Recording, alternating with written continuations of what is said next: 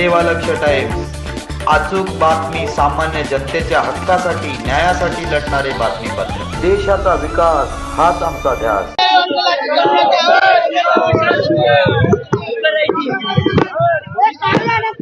आदेश आलेला आहे त्याप्रमाणे तुम्हाला इथून खाली केलं जात आहे. नाही साहेब, हे जो आहे ना तो सदावर्ते पागल माणूस आहे. आमचं आरक्षण खतम करायचं म्हणतो. आमचे जरांगे साहेब म्हणताय आम्ही आंदोलन चालू करू. आमची मागणी जर देत नाही तर कोर्टाला अधिकार काय आहे? आमची मागणी द्या ना कोर्टाला. जेस कोणता आमचा मायबाप आहे त्याने उचलावे. आता गुणवत्ता सदावर्तेने नाही ऑर्डर काढली, कोर्टाने ऑर्डर काढलेली आहे. कोर्टाने म्हणजे त्यानेच अर्ज दिलेला आहे माणसाच्या मार्फत. हा, आम्ही हे बघा, आमचं अन्नदान चालू आहे. कोणी सरकारने आमच्या पाठीशी, आमच्या लोकांचं आरक्षण देत नाही. मुख्यमंत्री असा का वागतोय? आम्ही निवडून दिलेला आहे. मुख्यमंत्री आमचा नौकर आहे. आम्ही त्यांचे अधिकारी, आम्ही निवडून दिला म्हणून मुख्यमंत्री झालेला आहे. मराठी लोकांचं आरक्षण देत नाही ना आमच्या गाड्या काढा. आता ह्या पुढून तुम्ही आता कसं कोणता स्ट्रॅटेजी वापरणार आहे, म्हणून आता आंदोलन कशा पद्धतीने चालू ठेवणार आहे तुम्ही? आम्ही जर आंदोलन यानं जर छेड करून काढलं, यानं जर आरक्षण नाही दिलं तर आम्ही मराठी रोडवर येणार आणि याचाच पूर्ण यांच्या महाराष्ट्रामध्ये फोटो लागू देणार नाही. आम्ही स्वतंत्र राजे छत्रपती सेना काढू. आम्ही कोण्या पक्षाच्याने दबावलेले नाही. इथे मंत्री पुढाऱ्यांचा काही संबंध नाही. हे देवेंद्र फडणवीस आणि या महाराष्ट्रातले एवढे मुख्यमंत्री आम्हाला वचन देऊन गेला. शिंदे एकनाथराव शिंदे म्हणला मी शिवाजी महाराजांची शपथ खातो, मी तुम्हाला आरक्षण देतो. मग आता झोपले का? तो फितूर झाला तर तो मुख्यमंत्री बन. आमचे जो साहेब सकाळपासून सोशल मीडियावर काही असे न्यूज चालू आहे, 2 दिवसापासून चालू आहे. हे जो गोरगरीब मराठा आहे, जो गावातून तळागाळातून आलेला आहे, मुंबईतल्या मुंबईकरांना म्हणजे परप्रांतीयांना इथे येऊन राहण्याचा सगळ्यांना मोरबा आलेला आहे. पण जे शेतकरी मंडळी गावाकडून येऊन इथं स्वतःच्या आरक्षणासाठी, इथं हक्कासाठी आलेले आहेत, काही कळत नाही. बोलतो मी परत.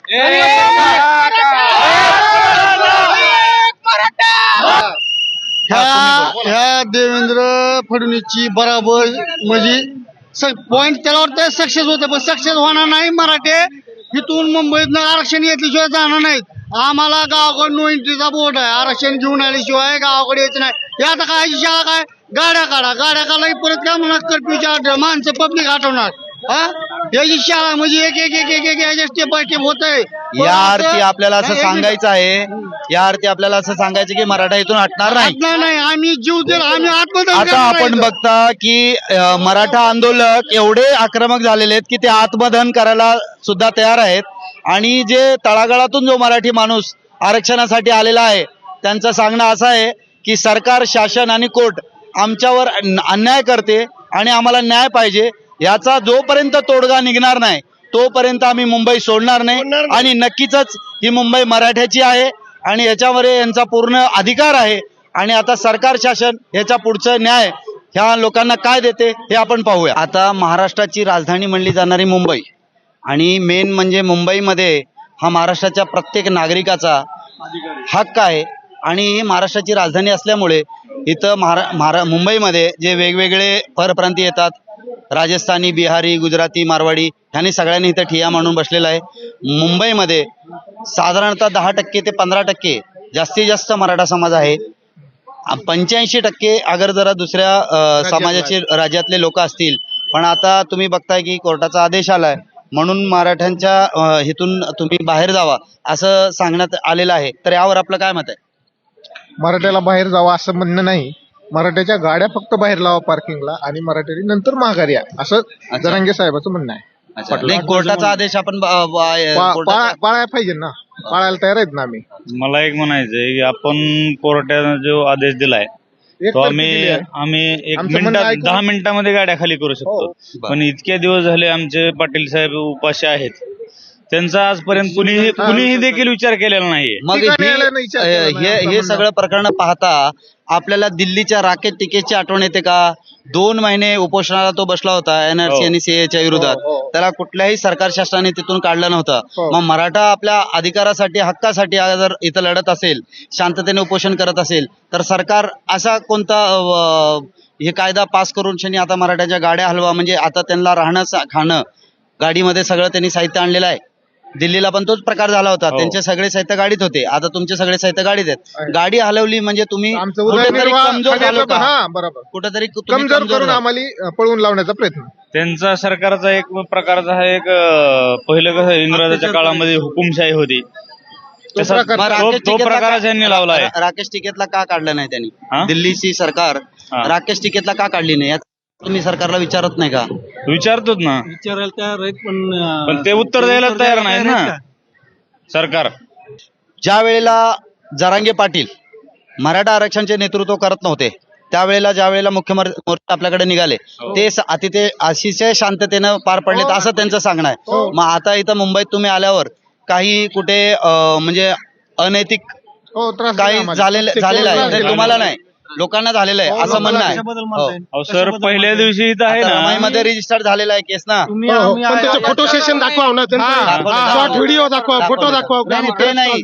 जो रमाई पोलीस स्टेशन मध्ये हा. कोणीतरी एका हुल्लडबाजांनी दुकान फोडलेलं आहे, त्याचा फुटेज त्यांनी दाखवलेला आहे नाही. आणि रमाई पोलीस स्टेशन मध्ये गुन्हा दाखल झालेला आहे त्याच्याबद्दल. त्याच्यावर कारवाई व्हावा. आणि ते काय काम जरांगे पाटलांनी सांगितलेलं नाही, त्यानं त्याच्या बुद्धिमत्तात नालाय काय, त्याला आम्ही काय करू शकत नाही.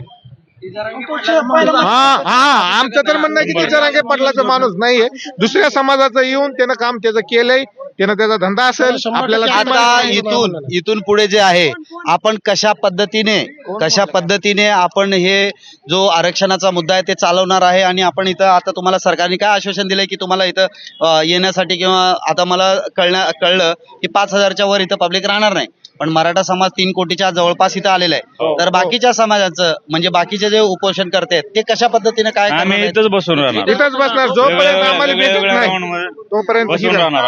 आझाद मैदान जवळ न्यायालयाचा आदेश आलेला आहे की मराठा लोकांनी सर्वांनी आपल्याला इथून गाड्या काढायचे, हा मैदान मोकळा करायचा आहे. यासाठी आपण बघताय आता पोलीस आणि काही अधिकारी सक्रिय झालेले आहेत. दादा मला सांगा दिल्लीमध्ये राकेश टिकैत ज्या वेळेला उपोषणाला बसले होते त्यावेळेला त्यांना 2 महिना ते 1.5 महिन्यापर्यंत अडवून ठेवलं होतं. सरकार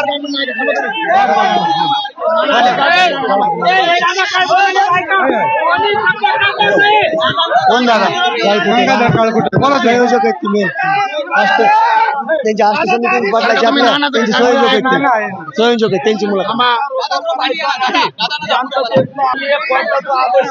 कोर्टाच्या प्रत्येक आदेशाचं आपल्याला पालन करायचं हे दादांनी सांगितलंय.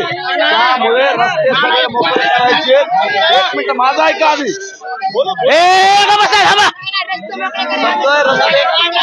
आपल्याला सगळे रस्ते रिकामे करायचे, कायदा हातात घ्यायचा नाही. आपले वाहन सगळे नवी मुंबईला न्यायचे, आपल्या गाड्या सगळ्या नवी मुंबईला न्यायच्या. त्याच्यामुळे तुम्ही सगळ्याला विनंती आहे, रस्त्याला आपल्या गाड्या घेऊन हिंदी में बता दीजिए. ये नवी मुंबई को बम्बई छोड़ के हम सब लोग जा रहे हैं. न्यायालय का जो आदेश है उसका हम पालन है. और मनोज दादा ने भी यही कहा है. मगर बाकी आंदोलन है वो सब कोई 5,000 लोग आजाद मैदान में रहेंगे और उसके बाद जो गाड़ियां है वो पूरा बम्बई से बाहर निकलेगी और 5,000 के ऊपर के लोग भी सब बम्बई से बाहर जा रहे हैं. ऐसा मनोज दादा का आदेश है.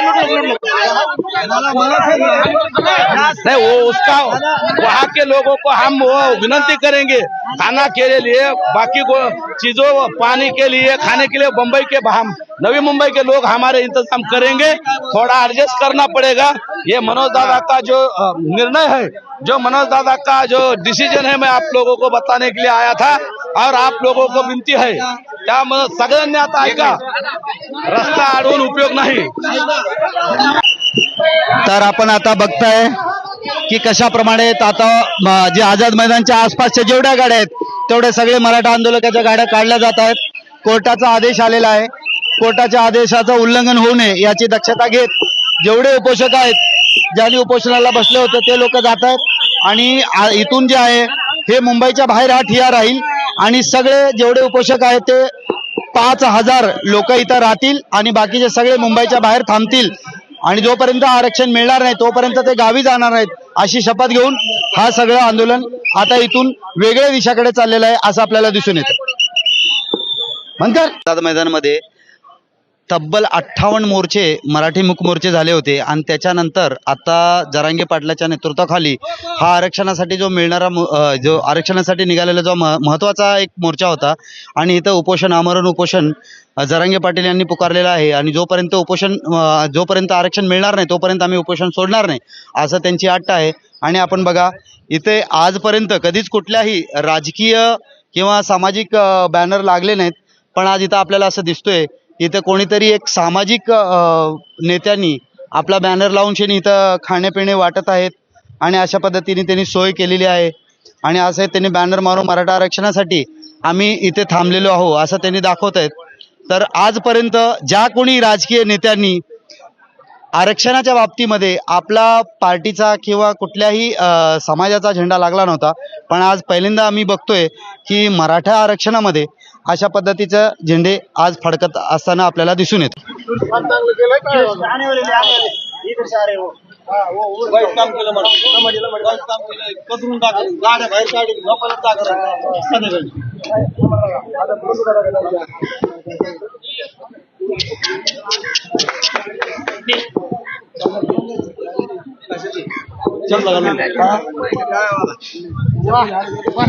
आता आपण बघताय कशा पद्धतीने पोलीस बंदोबस्त इथं आझाद मैदानच्या इथे सगळ्या आंदोलकांना हटवण्यासाठी केलेलं आहे आणि व्यवस्था एकदम म्हणजे पोलिस जास्त सगळे पोलिस इथं येऊन शनी प्रत्येक गाड्या इथं हटवत आहेत आणि इथून आता जो यांच्या गाड्या आहेत हे मुंबईच्या बाहेर किंवा विशिष्ट एका ठिकाणावर त्यांनी त्यांचा पूर्ण बंदोबस्त केलेला आहे, तर तिथे हे जाणार आहेत.